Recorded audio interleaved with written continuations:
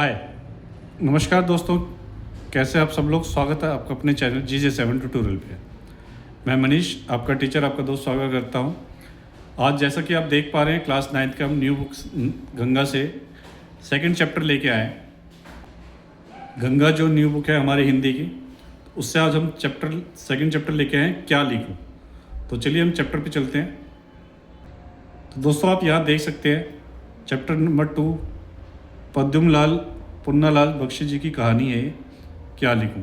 ठीक है, तो इनकी जीवनी थोड़ा हम पढ़ लेते हैं कि पद्मलाल पुन्नालाल बख्शी का जन्म सन 1894 में खैरागढ़ राजनांदगांव छत्तीसगढ़ तत्कालीन मध्य प्रदेश में हुआ था। ठीक है, हिंदी साहित्य में उनकी ख्याति कुशल आलोचक, कवि, निबंधकार, हास्य व्यंग्यकार के रूप में है। निबंध लेखन के लिए वे विशेष रूप से स्मरणीय हैं। उनके प्रमुख रचनाएं हैं पंचपात्र, पद्म वन, प्रबंध परिजात, कुछ बिखरे पन्ने। उनकी प्रमुख निबंध संग्रह अश्वदल, शतदल जो काव्य में है, जलमला त्रिवेणी, विश्व साहित्य, हिंदी कालीन साहित्य, हिंदी साहित्य विमर्श इत्यादि। तो पद्मलाल पुन्नालाल बख्शी ने अपने लेखन में आध्यात्म, समाज सुधार, लोक जीवन को प्रमुखता दी है और उन्होंने अपने निबंधों में भारतीय कृषि एवं सामाजिक संबंधों का तार्किक मूल्यांकन और विश्लेषण किया है। उनकी रचनाओं में भारतीय और पाश्चात्य साहित्य के सिद्धांतों का सामंजस्य देखने को मिलता है। तो सन 1971 में उनका निधन हो गया। तो यह हमारे इस कहानी के लेखक का जीवनी थी। तो चलिए अब कहानी पे चलते हैं। तो कहानी की शीर्षक है क्या लिखूं। उसी को देख के आप समझ गए होंगे कि ये थोड़ी दुविधा वाली कहानी है। लेखक क्या लिखना चाहता है जो उसको समझ में नहीं आ रहा है। तो चलिए आज उसके कहानी के बारे में जानते हैं। मुझे आज लिखना ही पड़ेगा, अंग्रेजी के प्रसिद्ध निबंध लेखक A.G. गार्डनर का कथन है कि लिखने की एक विशेष मानसिक स्थिति होती है। ठीक है, हर किसी को, कोई भी लेखक अगर लिखना चाहते हो तो हर किसी की मानसिक स्थिति वैसी होती है, क्योंकि उसमें सोचना पड़ता है।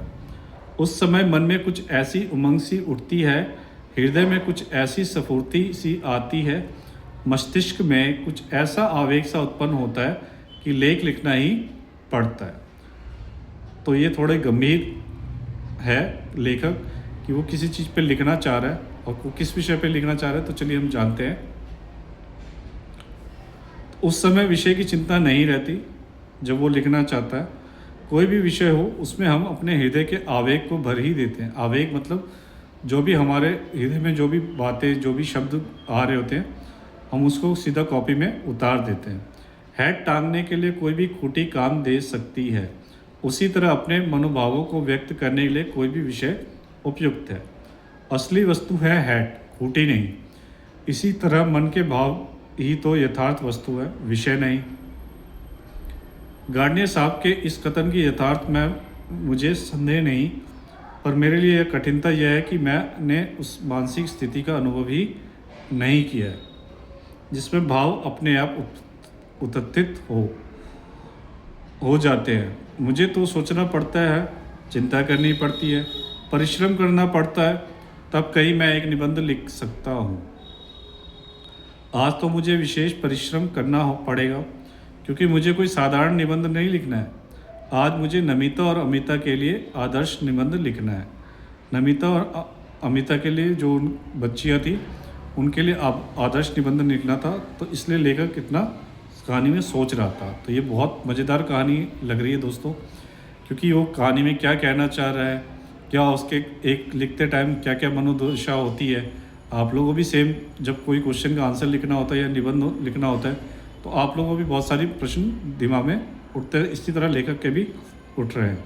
तो देखते हैं कि कैसी क्या कविता और कैसी क्या डिमांड होती है नमिता और अमिता की। तो नमिता का आदेश है कि मैं दूर के ढोल सुहावने होते हैं इस विषय पर लिखूं, कि दूर के ढोल सुहावने होते हैं। और अमिता का आग्रह है कि मैं समाज सुधार पर लिखूं।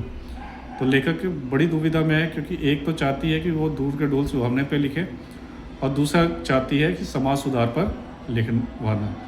ये दोनों ही विषय परीक्षा में आ चुके हैं। उन बच्चों की परीक्षा में वो आ चुके हैं। उन दोनों पर आदर्श निबंध लिखकर मुझे उन दोनों का निबंध रचना का रहस्य समझाना पड़ेगा। दूर के ढोल सुहावने अवश्य होते हैं, पर क्या वे इतने सुहावने होते हैं कि उन पर 5 पेज लिखे जा सकें?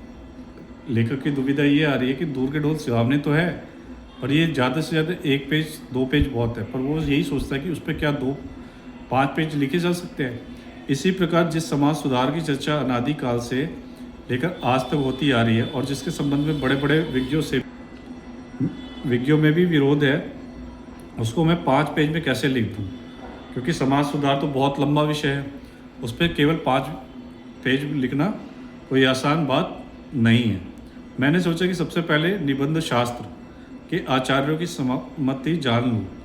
पहले यह तो समझ लूँ कि आदर्श निबंध है क्या और वह कैसे लिखा जा सकता है, तब फिर मैं विषय की चिंता करूँगा। इसलिए मैंने निबंध शास्त्र के कई आचार्यों की रचना देखी। एक विद्वान का कथन है कि निबंध छोटा होना चाहिए। छोटा निबंध बड़े की अपेक्षा अधिक अच्छा होता है, क्योंकि बड़े निबंध में रचना की सुंदरता नहीं बनी रह सकती। इस कथन को मान लेने में ही मेरा लाभ है। मुझे छोटा ही निबंध लिखना है, बड़ा नहीं, पर लिखूं कैसे?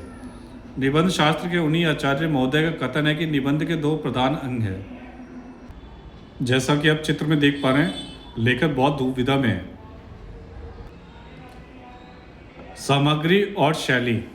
सामग्री मतलब किस टॉपिक पे लिखे, और शैली मतलब कैसी भाषा में लिखे। पहले तो मुझे सामग्री एकत्र करनी होगी, ठीक है। कोई भी चीज़ बनाने के लिए सबसे पहले किस चीज़ की ज़रूरत पड़ती है? सामग्री की।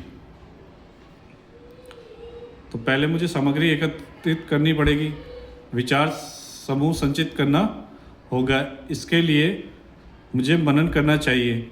यह तो सच है कि जिसने जिस विषय का अच्छा अध्ययन किया है उसके मस्तिष्क में उस विषय के विचार आते हैं, पर यह कौन जानता था कि दूर के ढोल सुहावने पर भी निबंध लिखने की आवश्यकता होगी।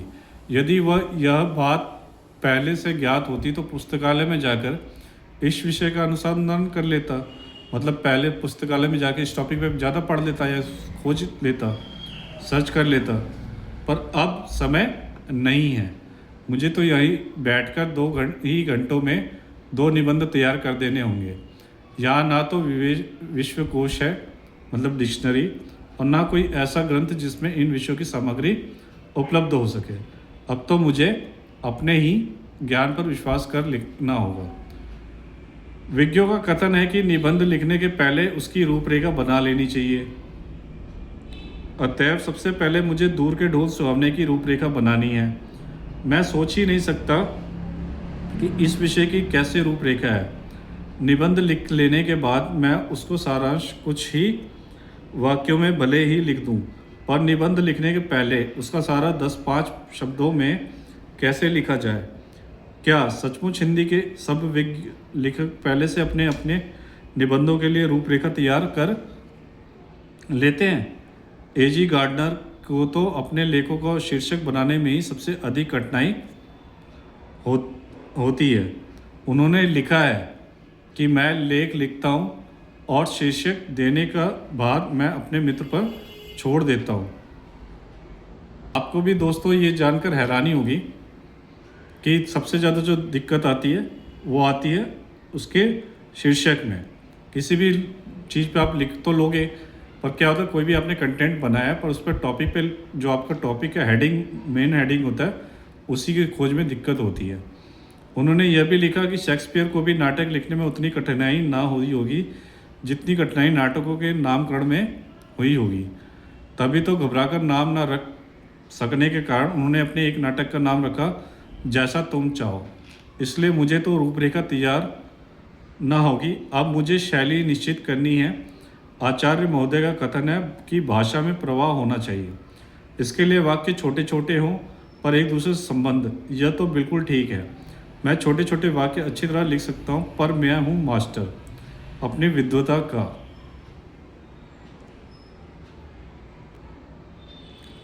प्रदर्शन करने के लिए, अपना गौरव स्थापित करने के लिए आवश्यक है कि वाक्य कम से कम आधे पृष्ठ में तो समाप्त हो।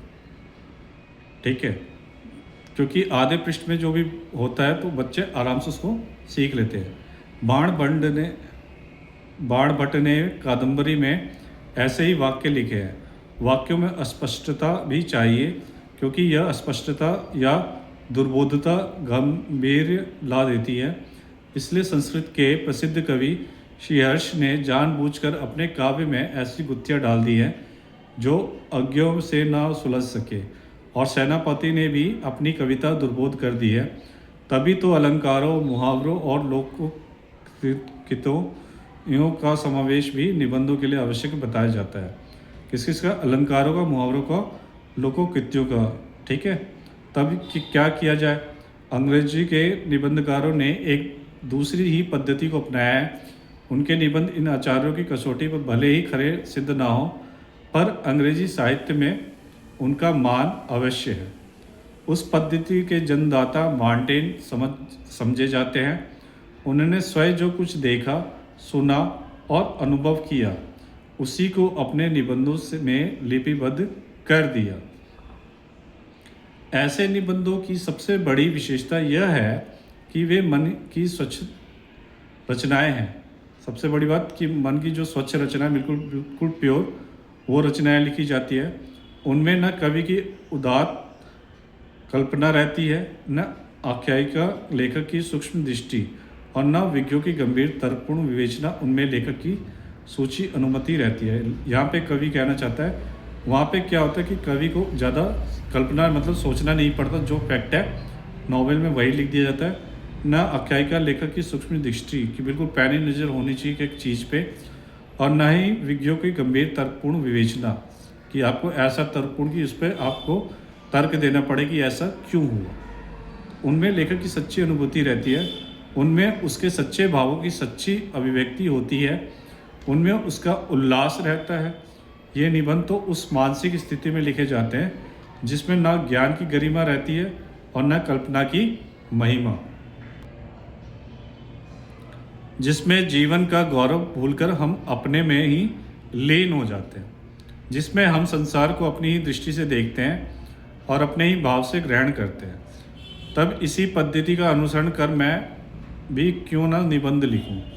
पर मुझे तो 2 निबंध लिखने हैं। मुझे अमीर खुसरो की एक कहानी याद आई कि एक बार प्यास लगने पर वे एक कुएं के पास पहुँचे। वहाँ 4 औरतें पानी भर रही थी। पानी मांगने के पर पहले उनमें से एक ने खीर का कविता सुनने की इच्छा प्रकट की, दूसरी ने चरखे पर, तीसरी ने कुत्ते पर और चौथी ने ढोल पर। अमीर खुसरो प्रतिभावान थे कि एक ही साथ कैसे हो, तो उन्होंने एक ही पद में चारों की इच्छाएं की पूर्ति कर दी। क्या पद था वो? खीर पकाई जतन से, क्योंकि एक की इच्छा किसकी थी? खीर पर। तो दूसरी के लिए क्या? चरखा दिया चला, आया कुत्ता खा गया, तू बैठी ढोल बजा। वाह। तो इसी तरह अमीर खुसरो जी ने एक ही कविता में चारों की इच्छा पूरी कर दी, जहाँ खीर भी आ गया, चरखा भी आ गया, कुत्ता भी आ गया और ढोल भी आ गया। मुझ में खुसरो की प्रतिभा नहीं है, पर इनकी इस पद्धति को स्वीकार करने से मेरी कठिनाई आधी रह जाती है। मैं भी एक निबंध में इन दोनों विषयों का समावेश कर दूंगा, मतलब दोनों को मिला दूंगा, दोनों टॉपिक को। और दूर के ढोल सुहावने होते हैं क्योंकि उनकी कर्कशता दूर तक नहीं पहुंचती, और जब ढोल के पास बैठे हुए लोगों के कान के पर्दे फटते रहते हैं, तब दूर किसी नदी के तट पर संध्या समय किसी दूसरे के कान में वही शब्द मधुरता का संचार कर देते हैं। मतलब दूर के ढोल सुहावने होते हैं, कवि कहना चाहते हैं उसके पास जो बैठता है उसके कान में तो दर्द होती है, पर जो कोई दूर से सुन रहा होता है उसके लिए वो मधुर कार्य करता है। ढोल के उन्हीं शब्दों में वो सुनकर वो अपने हृदय में किसी के विवाहोत्सव का चित्र अंकित कर लेता है कि आप भी कभी घर में बैठे हो, कहीं ढोल की आवाज़ सुन रहे हो, तो आपको भी लगता है कि या तो कहीं शादी हो रही है या किसी न किसी फंक्शन में ढोल बज रहे हैं। कोलाहल से पूर्ण घर के एक कोने में बैठी हुई किसी लज्जाशील नववधू की कल्पना वह अपने मन में कर लेता है कि वो सोच लेता है कि कोई किसी के घर में शादी हो, नई वधू आने वाली है। इस नववधू के प्रेम, उल्लास, संकोच, आशंका और विषाद से युक्त हृदय के कंपन ढोल की कर्कश ध्वनि को मधुर बना देते हैं कि इतनी जो उसके दिल में जो हर्षोल्लास चलता है शादी को लेके, उसके इतनी मधुर सोच को वो कर्कश मतलब बेकार जो ढोल की आवाज़ होती है वो भी बिल्कुल अमृत और मधुर बना देते हैं। सच तो यह है कि ढोल की ध्वनि के साथ आनंद का कलरव, उत्सव का प्रमोद और प्रेम की संगीत, ये तीनों मिले रहते हैं। तभी उसकी कर्कशता समीपस्थ लोगों को भी कटु नहीं प्रतीत होती। दूरस्थ लोगों के लिए तो वह अत्यंत मधुर बन जाती है। यह बात सच है कि दूर रहने से हमें यथार्थता की कठोरता का अनुभव नहीं होता। यही कारण है कि जो तरुण संसार के जीवन संग्राम से दूर हैं, उन्हें संसार का चित्र बड़ा ही मनमोहक प्रतीत होता है। जो वृद्ध हो गए हैं, जो अपनी बाल्यावस्था और तरुणावस्था से दूर हट आए हैं, तरुणों के लिए जैसे भविष्य उज्जवल होता है, मतलब नौजवानों के लिए, वैसे ही वृद्धों के लिए अतीत वर्तमान से खींचकर वर्तमान में देखना चाहते हैं। तरुण क्रांति का समर्थक होते हैं और वृद्ध अतीत गौरव का संरक्षक। मतलब जो नौजवान होते हैं उनके भविष्य के आँख सपनों में दिखाई देता है, और जो वृद्ध हो चुके हैं तो उनको पूरे अपनी पीछे की लाइफ देख के अच्छा लगता है कि कैसे हमने लाइफ जी है। इन्हीं दोनों के कारण वर्तमान सदैव शुभता रहता है और इसी से वर्तमान काल सदैव सुधारों का काल बना रहता है। मनुष्य जाति के इतिहास में कोई ऐसा काल ही नहीं हुआ जब सुधारों की आवश्यकता ना हुई हो। तभी तो आज एक कितने ही सुधारक हो गए हैं, पर सुधारों का अंत कब हुआ है? भारत के इतिहास में बुद्धदेव, महावीर, स्वामी नागार्जुन, शंकराचार्य, कबीर, नानक, राजा राम मोहन राय, स्वामी दयानंद और महात्मा गांधी में ही सुधारकों की गणना समाप्त नहीं होती। सुधारकों का दल नगर नगर और गांव गांव में होता है। यह सच है कि जीवन में नए नए दोष उत्पन्न होते जाते हैं और नए नए सुधारों हो जाते हैं। न दोषों का अंत है और न सुधारों का। जो कभी सुधार थे वही आज दोष हो गए और उन सुधारों का फिर नव सुधार किया जाता है। तभी तो यह जीवन प्रगतिशील माना गया है।